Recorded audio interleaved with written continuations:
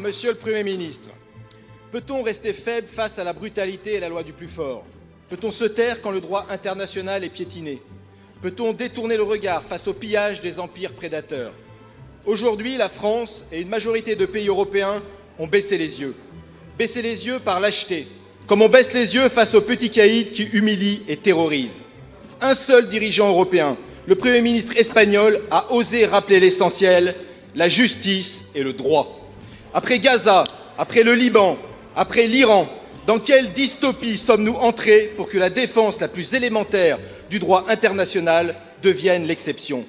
Monsieur le Premier ministre, quand Donald Trump viole la souveraineté du Venezuela pour s'emparer de son pétrole et menace désormais d'annexer le Groenland, territoire européen, territoire de l'OTAN, notre silence est une autorisation.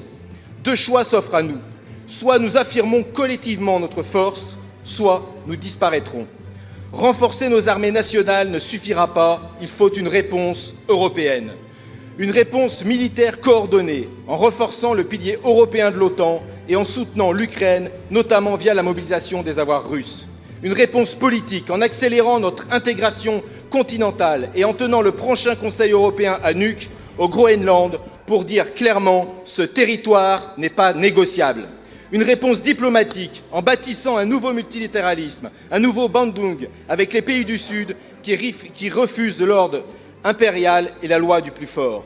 Une réponse économique en bâtissant notre souveraineté énergétique par les renouvelables, sans dépendre des hydrocarbures de Trump et de Poutine. Souveraineté numérique en bannissant du continent les plateformes qui propagent la haine et la désinformation au service des puissants. Monsieur le Premier ministre, la France et l'Europe en ont les moyens et le devoir, agissez.